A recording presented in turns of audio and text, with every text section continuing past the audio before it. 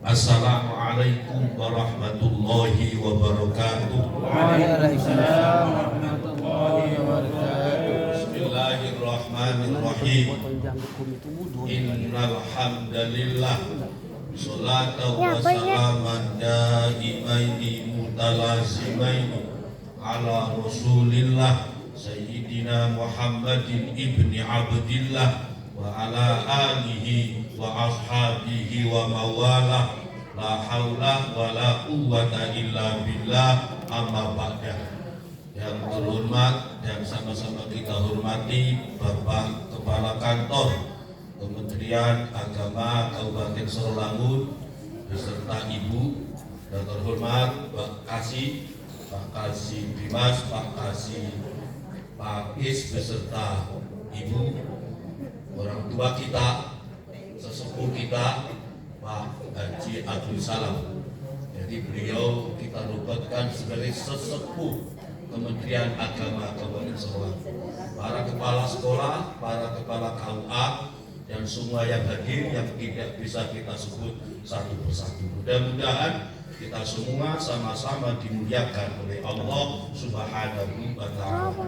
Bapak Ibu sekalian, agenda kita, acara kita pagi ini di samping halal bihalal, pelepasan perpisahan dengan Pak Haji Abdul Salam. Saya yakin beliau sudah banyak tempat tugas, dan insya Allah setiap tanah yang beliau kerja dalam rangka bertugas itu bisa menjadi saksi di hadapan Allah. Bayang tubuh makot dan wa alalu wa kulla syai'in ahsaynahu fi imamin mubin. Itu bekas tanah yang kita pijak itu besok akan menjadi saksi di hadapan Allah. Dari ayat ini maka dari ulama fikih, kalau kita sholat sunat rawatib 4 rakaat atau 6 rakaat itu disunatkan bergeser. 2 rakaat salam, nambah lagi geser. Lalu kenapa? Untuk memperbanyak tanah jadi saksi di hadapan Allah Subhanahu wa Ta'ala. Kita doakan mudah-mudahan beliau dipanjangkan umurnya oleh Allah, tetap eksis dalam dalam berjuang di Kementerian Agama lewat syariatan itu. Bapak Ibu sekalian, terkait halal bihalal. Halal bihalal itu sebuah keniscayaan. Maka demikian karena manusia punya 2 potensi. Fa'alhamaha fujuraha wa taqwaha. Jadi kita ini manusia punya potensi fujur, salah, punya potensi takwa, benar.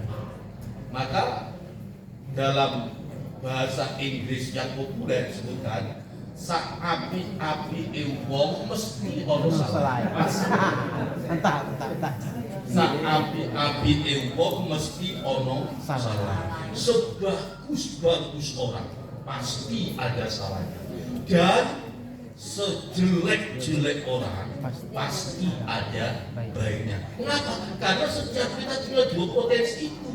Potensi fujur, salah, potensi takwa, benar. Yang kedua, la yusammal insanu insanan illa linisyani. Manusia itu tidak disebut manusia kecuali pada dirinya potensi untuk berbuat salah. Maka disinilah saya maksud halal bihalal adalah sebuah keniscayaan. Bapak Ibu sekalian, kesalahan kita itu ada 3 tingkat. Saya lupa baca kita itu. Kalau enggak saya tetap Sirojul ini. Bahwa kesalahan kita itu ada 3 tingkat. 1, kesalahan yang tidak bisa dimaafkan. Yang kedua, kesalahan yang ada potensi untuk dimaafkan. Yang ketiga, kesalahan yang ditanggung oleh Allah. Kalau dalam bahasa kita, yang pertama dzulmun la yaghfiruhullah. Kesalahan yang tak bisa diampuni Allah, kesalahan yang tak bisa dimaafkan oleh Allah. Kesalahan jenis pertama adalah kesalahan mensekutukan Allah. Yang kedua, zulmun yaghfiruhullah. Kesalahan yang ada peluang dan potensi bisa dimaafkan oleh Allah. Kesalahan model yang kedua ini adalah kesalahan kita dengan Allah.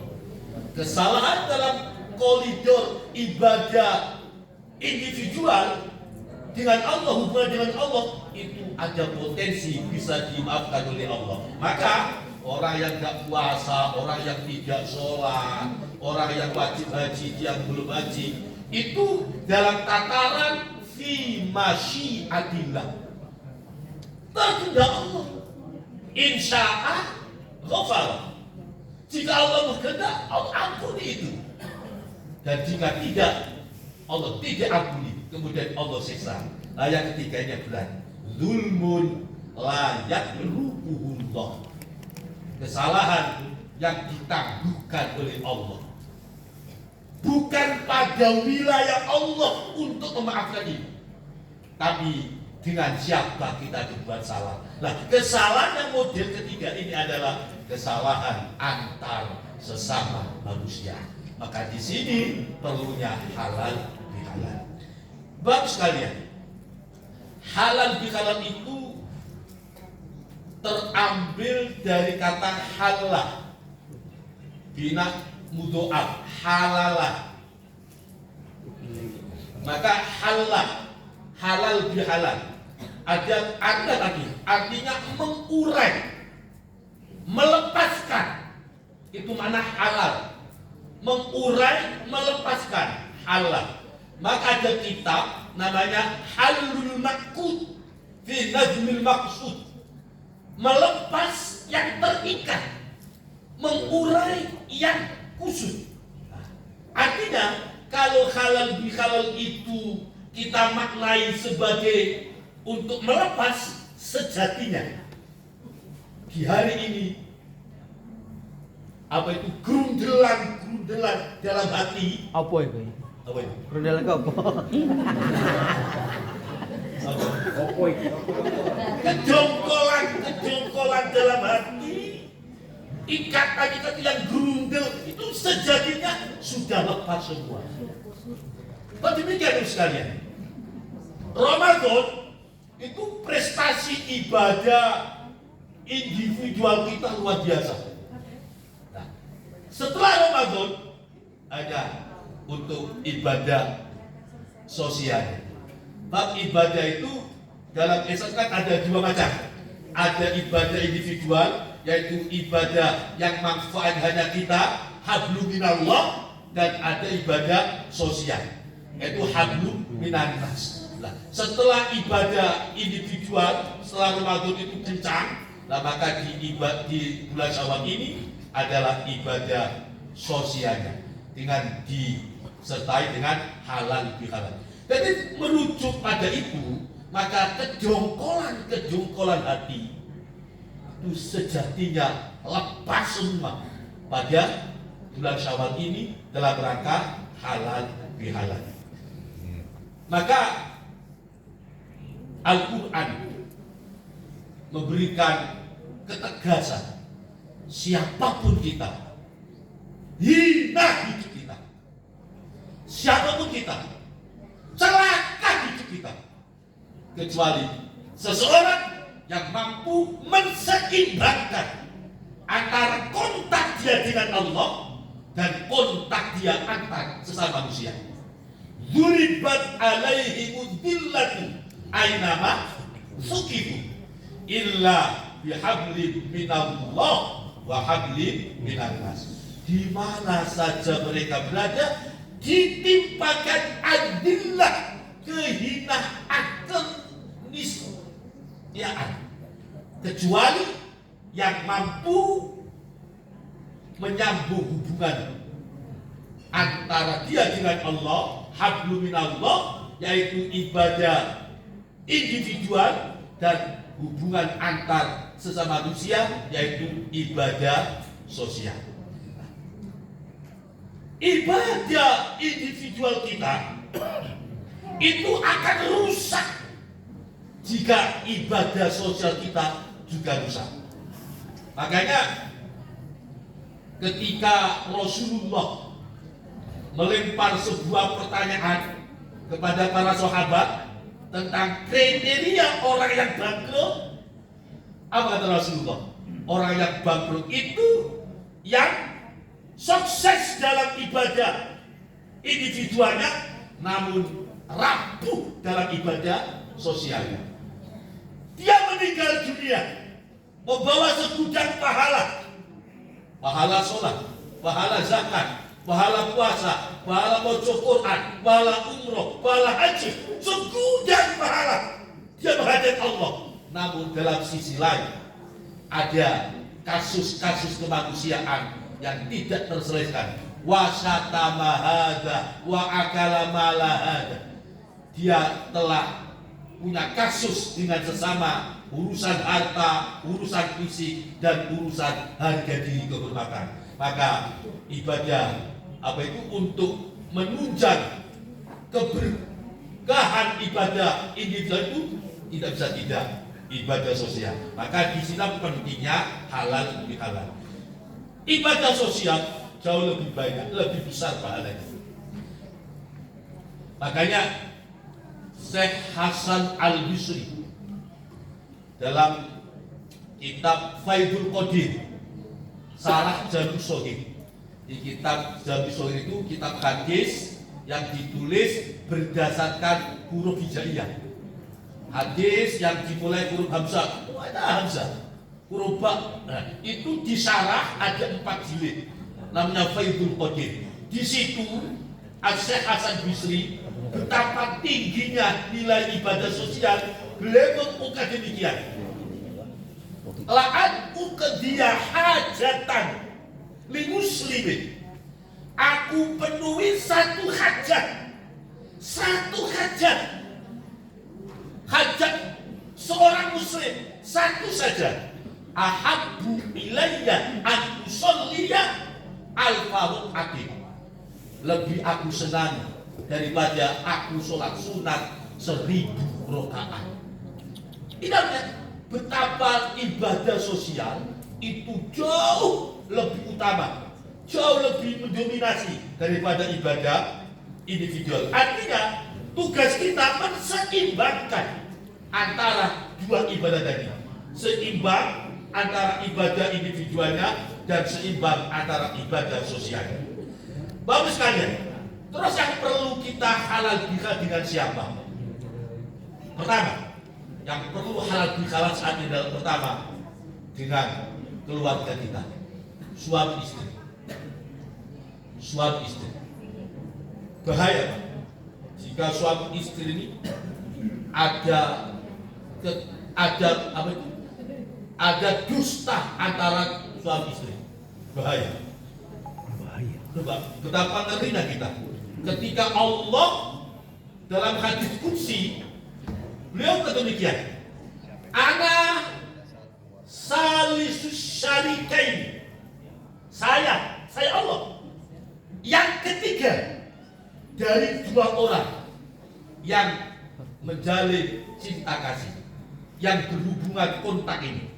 Kalau ada dua orang yang berkumpul membangun hubungan yang baik, maka Allah yang ketiga.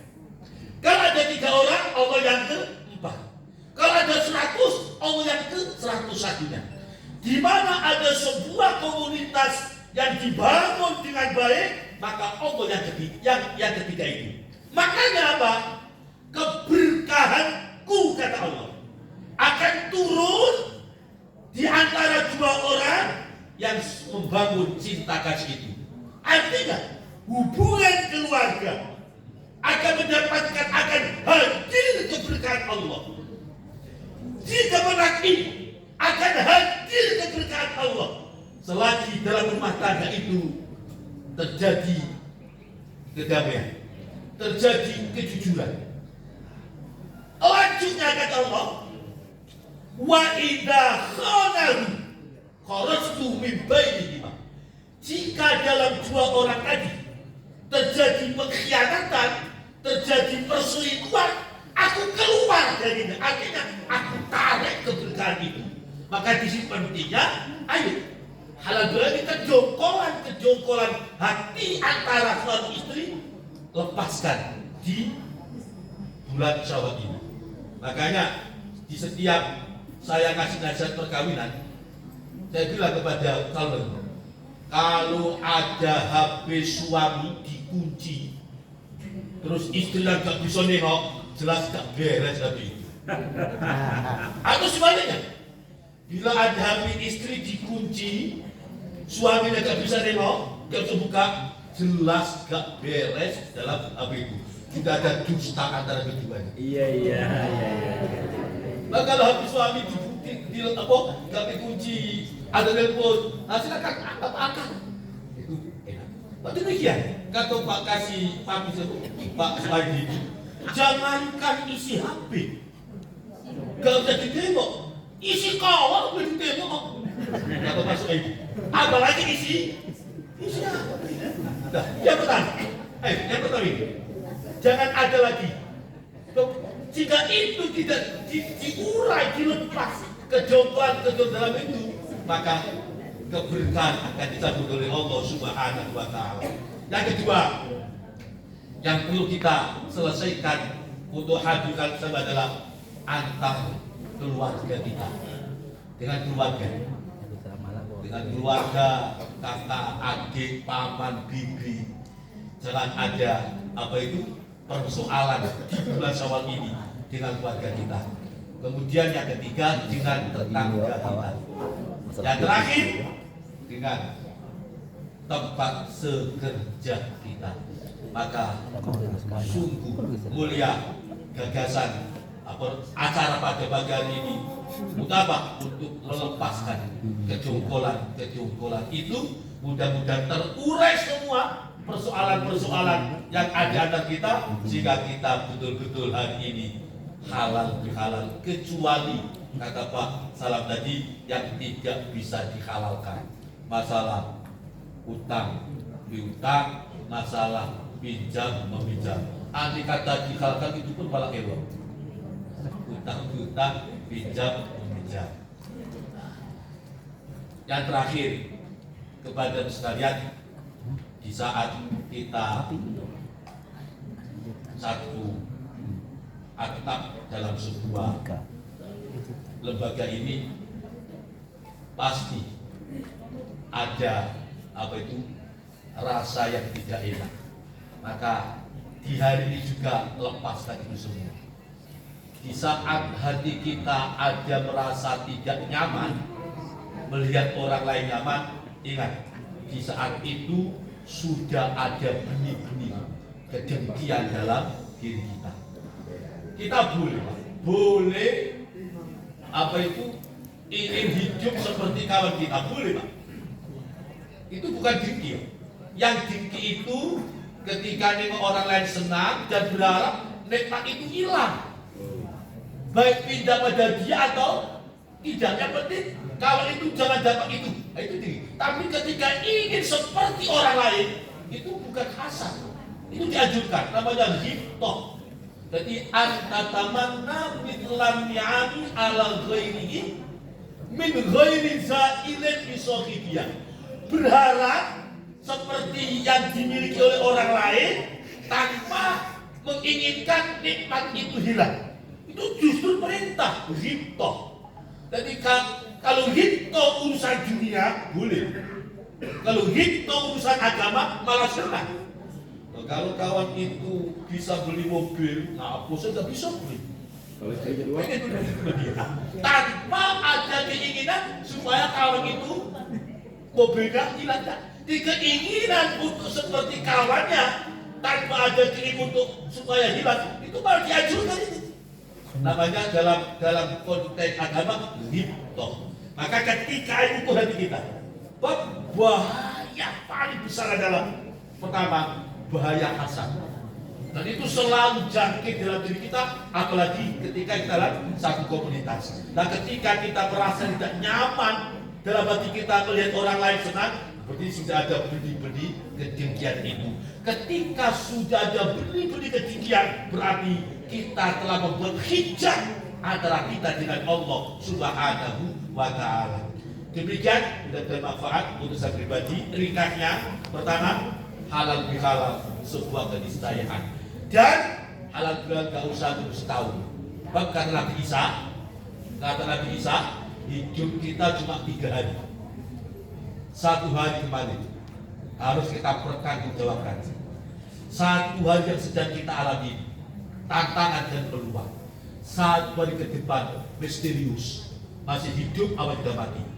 Maka kalau salah hari ini dengan Allah, bertobat. Salah hari dengan manusia, minta maaf. Mudah-mudahan apa yang kita laksanakan pada pagi hari ini diridhoi oleh Allah Subhanahu wa taala dan bermanfaat untuk saya pribadi dan kita semua. Wallahul muwaffiq ila aqwamit thoriq. Wassalamualaikum warahmatullahi wabarakatuh. Waalaikumsalam.